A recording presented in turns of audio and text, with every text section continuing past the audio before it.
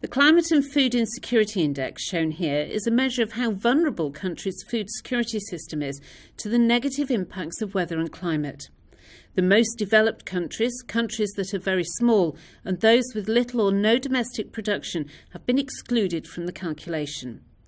Here the index is shown for the remaining countries for the present day.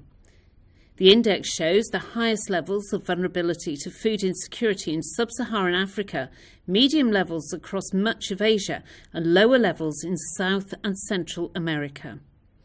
The present-day values are a baseline from which to compare how action to address greenhouse gas emissions and to adapt to climate change could affect the scale and geography of future vulnerability to food security relative to today. In the first scenario, we consider the effect of rapid and sustained reductions in global greenhouse gas emissions, but we don't include any adaptation in the scenario, so we're only looking at the future impact of climate change on vulnerability to food insecurity.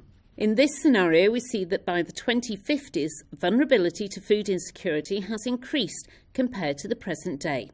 This shows us that even with rapid and sustained reductions in greenhouse gas emissions, we will still experience some climate change in the next few decades, with negative consequences for food security.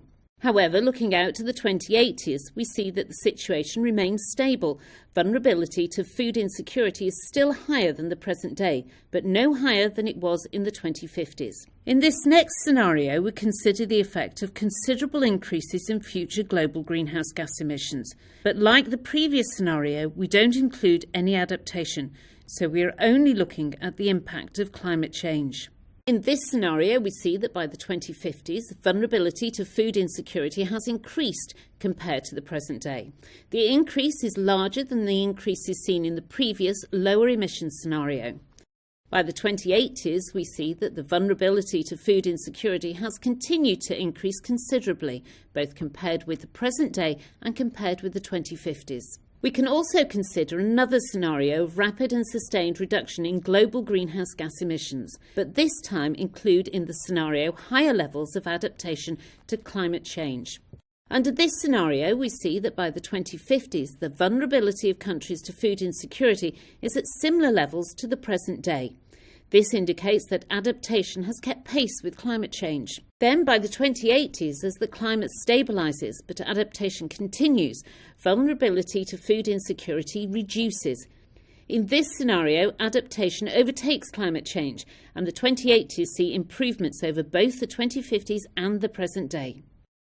Finally, we consider the effect of considerable increases in future global greenhouse gas emissions, and this time include in the scenario high levels of adaptation to climate change. Under this scenario, we see that by the 2050s, the vulnerability of countries to food insecurity is somewhat worse than the present day. Under a scenario of increasing greenhouse gas emissions, the level of climate change by the 2050s is such that the adaptation in the scenario does not quite keep pace. By the 2080s, we can see that the vulnerability to food insecurity has increased further. Climate change impacts are greater than the effect of adaptation. However, adaptation has had a positive impact, as this scenario shows a better outcome than the scenario with the same global emissions, but with no adaptation included. The future scenarios for the Climate and Food Insecurity Index show us that climate change alone will have a negative impact on vulnerability to food insecurity, and that the impact will be greatest under the highest greenhouse gas emissions scenarios. It also shows that adaptation will help to counteract this negative trend. Adaptation may not be able to offset all the impacts of climate change under the highest emissions scenario, but it does improve the situation. And in the lowest emissions scenario, by both adapting and mitigating, we can have a positive impact on long-term food security.